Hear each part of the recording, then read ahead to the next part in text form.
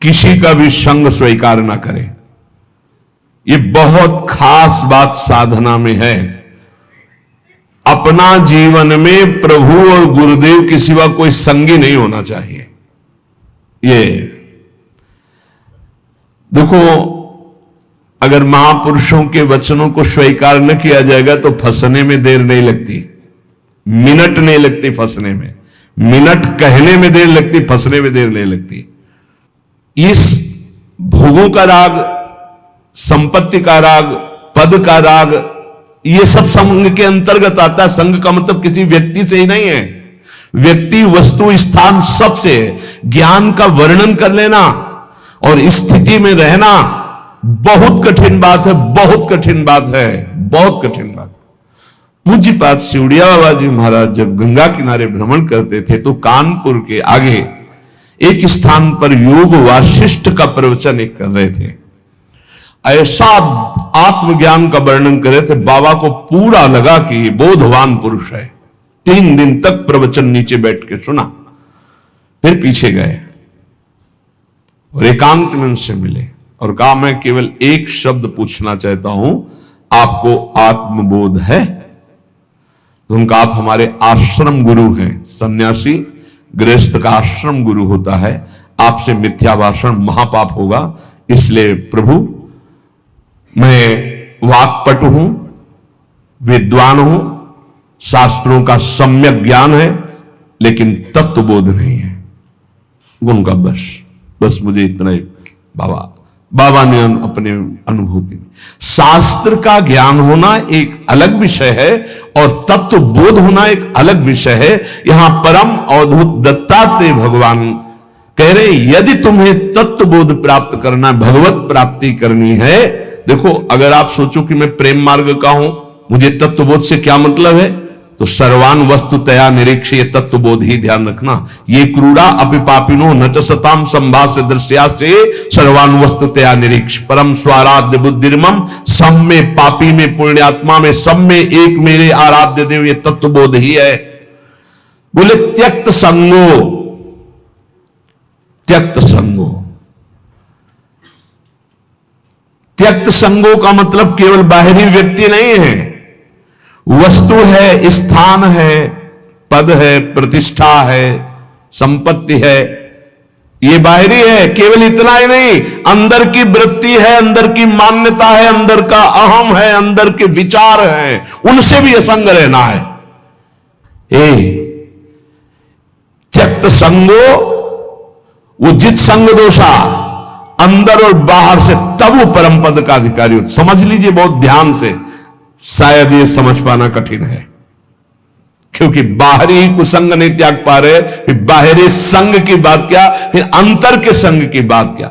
अंतर के अहम का त्याग, अंतर के विचार का त्याग, अंतर की वृत्ति से असंग, अंतर की वृत्ति से असंग, वो जीवन मुक्त महापुरुष होता है। अंतर की वृत्ति से भी असंग, साक्षी, दृष्टा मात्र। आगे चलकर समझ में आएगा। त्यक्त संगो, अगर भगवत प्राप्ति करनी तो ये सूत्र बहुत अमृत है। किसी भी दृश्य, किसी भी व्यक्ति, किसी भी वस्तु, किसी भी पाद, किसी भी वृत्ति, किसी भी विचार, कहीं भी नहीं, हर समय साक्षी, निर्लेप, असंग, तब वो परम पद का अधिकारी। वही प्रिया जो मुस्कुरा के दे देती है, इसलिए अलवेली सरकार है। जित क्रोधो, पहले त्यक्त संगो, फिर जित क्रोधो। किसी भी परिस्थिति में क्रोध ना आने पावे। कभी कभी हम अपने दोषों को गुण मान करके प्रकाशित करते हैं कि कोई क्रोध नहीं है। अगर गलती को गलती नहीं मानोगे तो अक्रोध स्थिति को कभी प्राप्त नहीं होगी। क्रोध तब आता है जब हमारी कामना के विरुद्ध कोई चेष्टा होती है, पक्का, और क्रोध की सत्ता ही नहीं, हमारी चाहत ही ना हो।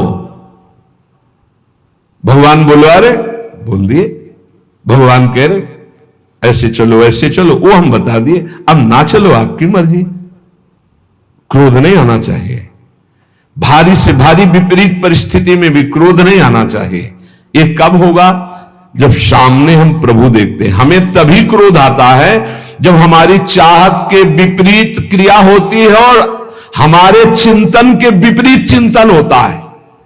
आ गया क्रोध, आ गया क्रोध, शुरुआत हो गई। अब अभद्र शब्द, दुरुक्ति, दुरुक्ति माने गाली, ये पहचान है कि क्रोध देवता पधार चुके हैं। और सीधे तप, पवित्रता, भजन, इसको चाटते हैं, वो इसको भस्म करते हैं, इसको लेते हैं क्रोध देवता। तुम्हारे तप को, तुम्हारी पवित्रता को, अंतःकरण की तुम्हारे साधन को चाट जाएंगे, कुछ अनुभव नहीं होगा। जब हमारा ये चिंतन गिरा कि सामने प्रभु नहीं, हमारी बात नहीं मानता, विपरीतता है, वही क्रोध आ जाएगा। अन्यथा आने का कोई भी रास्ता नहीं क्रोध के। जित क्रोध, यहां कह रहे जित क्रोध हो, भगवान अवधूत दत्तात्रेय जी। अगर उपासक को परम पद पे आरूढ़ होना, दिव्य साधना संपन्न बनना है तो क्रोध पर विजय प्राप्त, कभी गुस्सा नहीं आना चाहिए। वो कब होगा?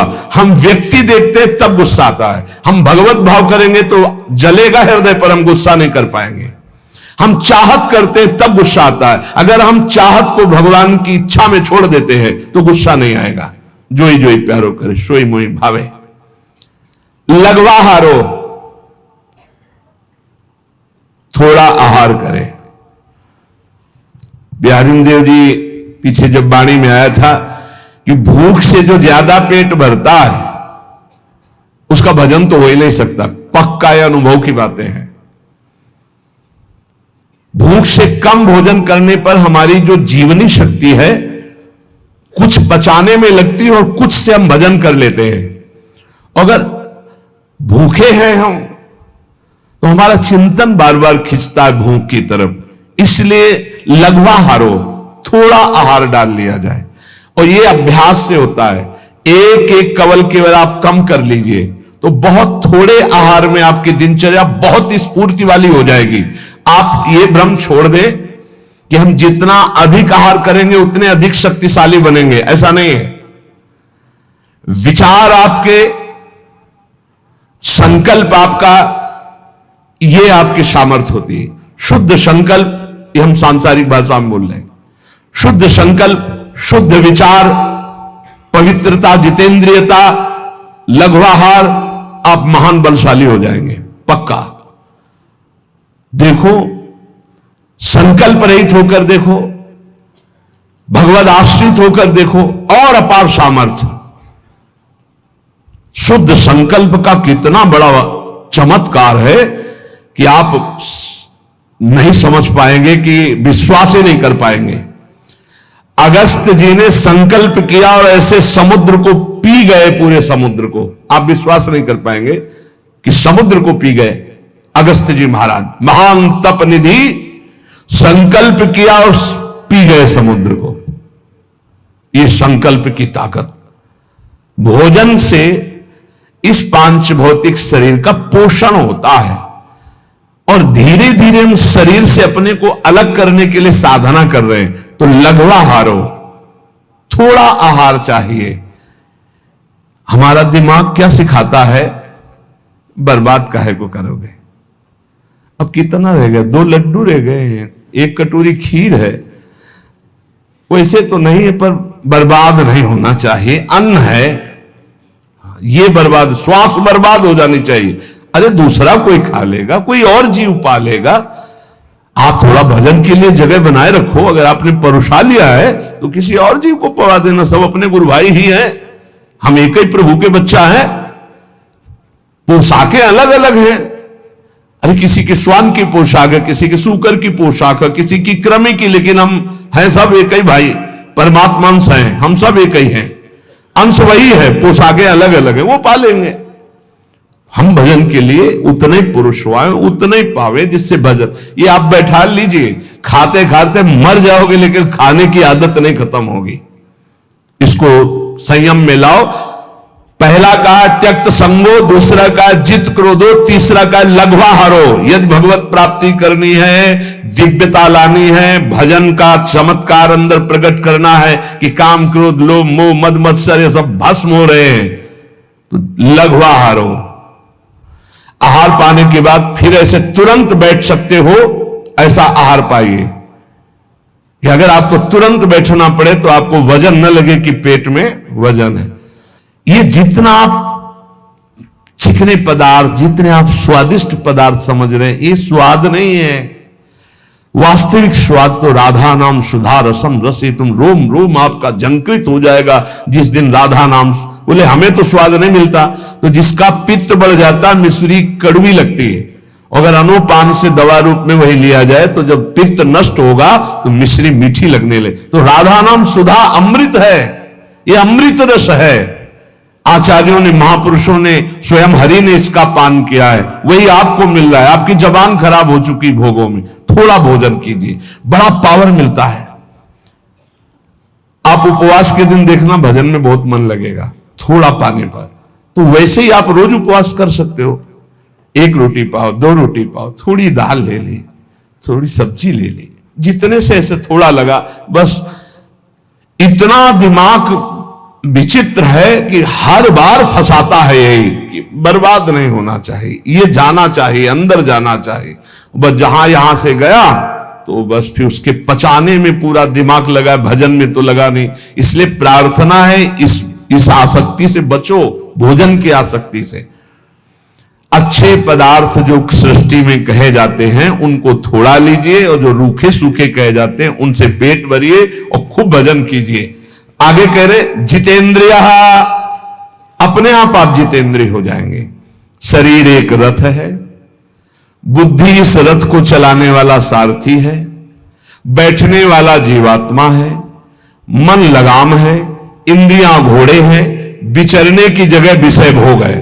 ये घोड़े विषय भोग का चारा चरने के लिए जाएंगे।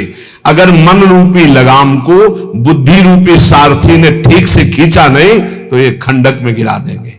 और गिरे हुए बहुत फंसे हैं, और जीव इतना भोला बन चुका है कि गड्ढे में गिरा है फिर भी वो आनंदित है, वो उसी को सुख समझ रहा है, दुख को ही सुख समझकर। यही तो भगवान की विचित्र माया है। जिसे तुम सुख समझते हो वो सुख की छाया है, समझ पड़ती नहीं, ये गिरधर की माया है। भयानक दुख के अंतर में वो डूबा हुआ भयानक परिणामों को प्राप्त होगा, लेकिन उसमें सुख का अनुभव कर रहा है। त्यक्त संगो जित क्रोधो लघ्वाहारो, तो अपने आप जितेंद्रिय हो जाएंगे। देख लेना, घृणा हो जाएगी यार, घृणा। कौन सा ऐसा सुख है जो घृणा के योग्य ना हो? लौकिक बढ़िया से बढ़िया पदार्थ खाओ, तत्काल हम उसे वापस उलटते हैं, देखने लायक नहीं रह जाएगा। चिकनी चमड़ी केवल देखकर फंस रहे हैं, कुछ नहीं, पूरा जीवन बर्बाद हो जाता है।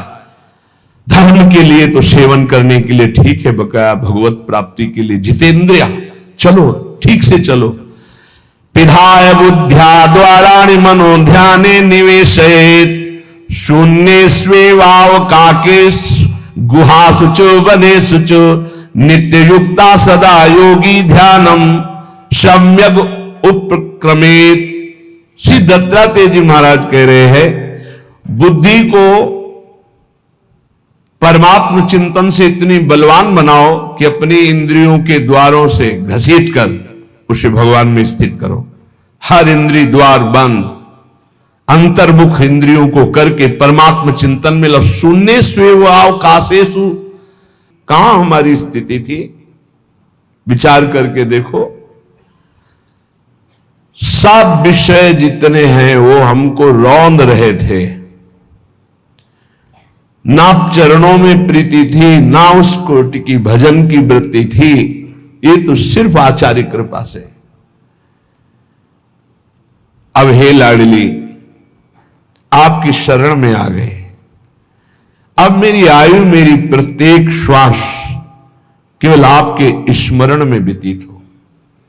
समस्त शास्त्र, समस्त महापुरुषों की वाणी और बड़े बड़े संतों की दिनचर्या जीवनी, उनसे संभाषण और स्वयं के हृदय का अनुभव साधना का सबसे बड़ा सूक्ष्म स्वरूप है। प्रतिक्षण अपने आराध्य देव का मधुर मधुर स्मरण, ये सबसे बड़ा साधन है, और इसी से भगवत प्राप्ति होती है। केवल इसी से भगवत प्राप्ति होती है। और सब साधन है उनका फल है स्मृति, और ये मधुर मधुर स्मृति ही भगवत प्राप्ति कराती है। अनन्य चेता सततम यो माम स्मृति नित्यसा तस्याहम सुलभा पार्थ।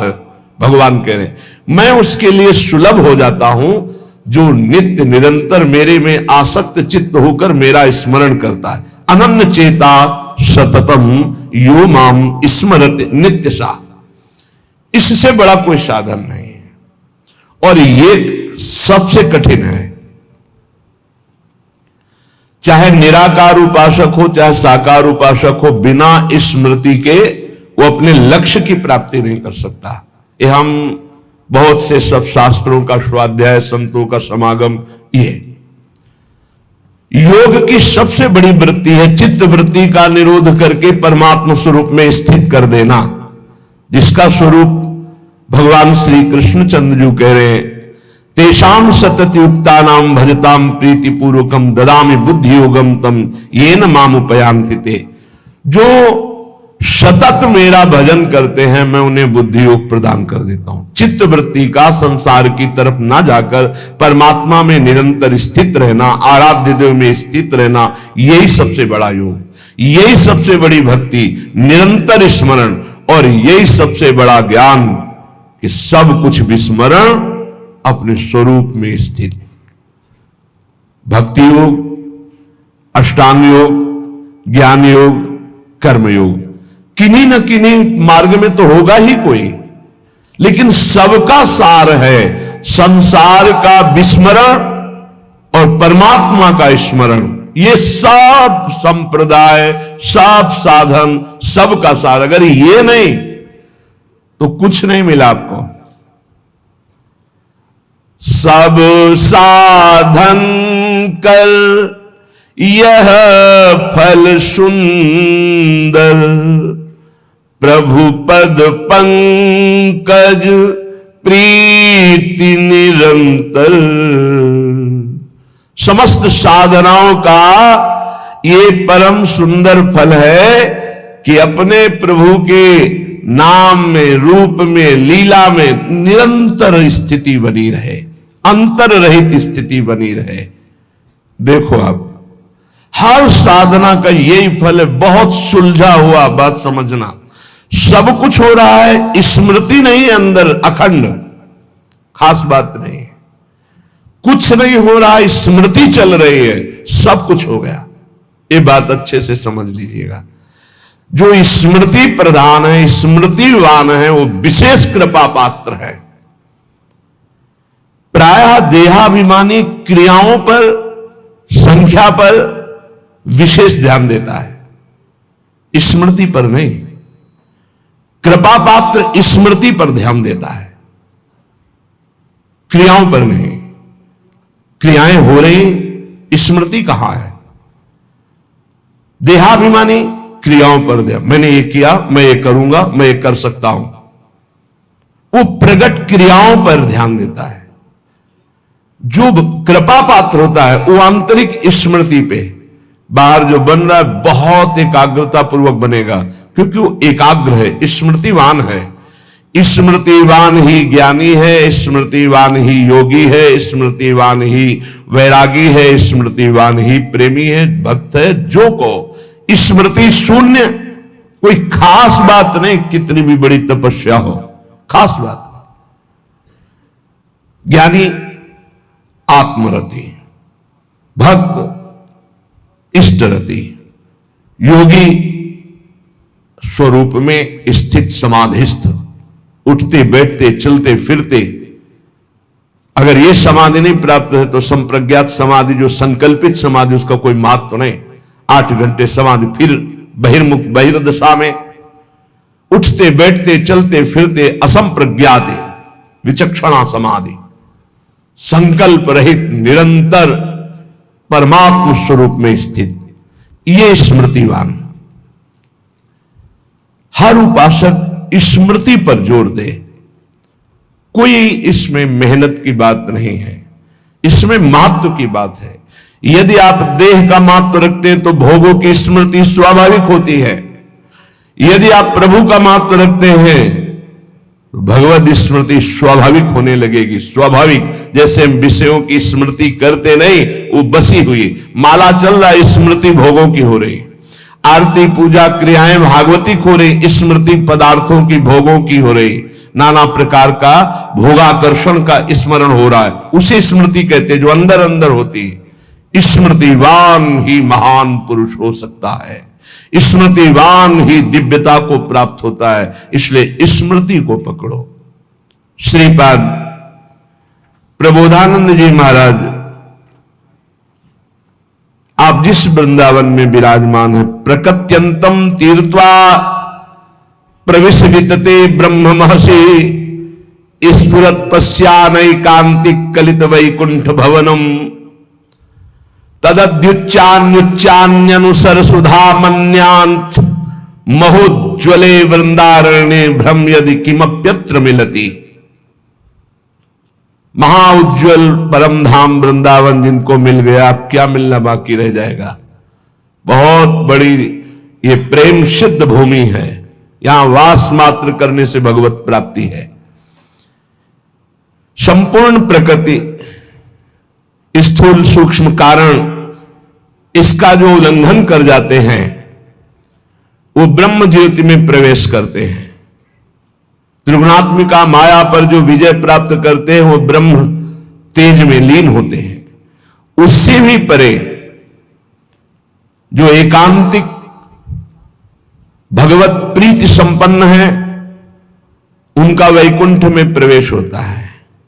उससे भी उच्चतर और भगवान की विभिन्न लीला धाम है, उससे भी उच्चतर ये महाप्रेम रस समुद्र वृंदावन धाम है। ये सर्वोपरि उज्जवल प्रेम रस प्रदान करने वाला। यदि तुम्हें वृंदावन मिल गया तो अब कुछ भी मिलना बाकी नहीं रह जाएगा। इसलिए वंदे वृंदावनगत महम भक्ति भारावनम्रो धन्याग्रण्यम क्रमिमपि न चान्यत्र संस्थांतरणाय। मैं वृंदावन की कृपा से वृंदावन की महिमा को जितना जान रहा हूं, श्रीपाद कह रहे हैं यहां के किसी भी जीव का अपमान मत करना। आप यहां का अगर कीड़ा भी दिखाई देगा तो मैं माथा रख करके उसको दूर से पंचांग प्रणाम करूंगा कि तू धन्य है, वृंदावन में कीड़ा बना, मेरी स्वामिनी के महल का है। बहुत ध्यान देने, किसी की निंदा या अपमान या प्रहार दंड देना ये तो बहुत दूरी बात है। यहां छोटे से छोटे जिसे तुम निम्न कोटि का जीव समझ रहे हो, बड़ा भारी परमहंस महात्मा बना हुआ है। वंदे वृंदावन गतमम भक्ति भारावनम्रो धन्याग्रण्यम क्रमिमपि। यहां वृंदावन के क्रमी को मैं प्रेम भाव से झुककर मस्तक रखकर प्रणाम करता हूं, क्योंकि प्रियाजू के महल का है। किंतु संस्थान त्रणाय मन्ने ब्रह्मादिक सुरगणान किम बहुत्या ममेयम। बड़े बड़े देवता देवराजेंद्र ब्रह्मादि को भी मैं तिनके से बड़ा नहीं समझता हूं। ये अभिमान नहीं है, ये स्थिति है। देवराजेंद्र और ब्रह्मा पद को भी मैं तिनके से बड़ा नहीं समझता हूं, क्योंकि आप ब्रह्म स्तंभ पर्यंतम सर्वम मायामयम जगत, तिनका और ब्रह्मा दोनों माया से ही रचे हैं। ब्रह्मादि देवताओं को, इंद्रादि देवताओं को मैं तृण से अधिक नहीं अर्थात तृण के समान मानता हूं। स्वामी श्री हरिदास जी के लिए भी आया है, सुरपति नरपति लोकपति जिनके भावे घास घास रहे परम आनंद में तज सभी की आस। पर वृंदावन के मैं कीड़े को भी मस्तक रखकर जमीन पे प्रणाम करता हूं। बाहर के भी देवराजेंद्र या ब्रह्मा पद को मैं तिनके के समान समझता हूं। ऐसा आया है रसिकों के लिए कि 7 गांठ कौपीन में इंद्र बापुरो कौन। बेचारा इंद्र उनके सामने क्या, किनके सामने? बोले जिनकी लंगोटी भी 7 जगह से सिली हुई या गांठ लगी हुई है, सही लंगोटी भी नहीं है, पर प्रिया प्रीतम के अनुराग में तो बोले इंद्र बापुरो कौन, बेचारा इंद्र क्या है उनके सामने। ये पक्की बात है। जो अपने आराध्य देव की प्रीति को प्राप्त हो गया है उसके सामने कुछ नहीं है, कोई पद नहीं। जब भक्ति का रंग चढ़ता है तो न पारमेष्ठम न महेंद्र धिष्णम कह देना बहुत सरल बात है, श्लोक याद करके बोलना या उसका अर्थ बता देना बहुत सरल बात है। और हम कह रहे हैं न पारमेष्ठम न महेंद्र धिष्णम न सार्वभौमम न रसाधिपत्यम न योग सिद्धिर अपनर्भवम वा, नहीं चाहिए। और एक छोटा सा विषय, एक छोटी सी भोग सामग्री विचलित करके नीचे गिरा देती है, तो वो केवल दम्भ हुआ बोलना। स्थिति इन महापुरुषों की जो बोल रहे हैं कि ब्रह्म पद या देवराजेंद्र का पद भी तिनके के समान हमारे लिए है, महत्व है तो वृंदावन का उस कीड़े का भी जो इस रज में रेंगता है। क्रमी प्रौढ़िर गाढ़ा न खलु परितो भाति कृष्णोपि पूर्णा। मेरी बात को चतुरता पूर्वक मत समझना कि मैं वाक चातुरी से बोल रहा हूं। पक्की बात समझना कि यदि वृंदावन के बाहर श्री कृष्ण भी खड़े हो तो मैं उनको देखने के लिए आंख नहीं उठाऊंगा। जैसा श्रीपाद कह रहे ऐसे श्री भट्ट देवाचार्य जी भी कह रहे हैं। विपिन राज सीमा के बाहर हरिहु को न निहार रे मन वृंदा विपिन।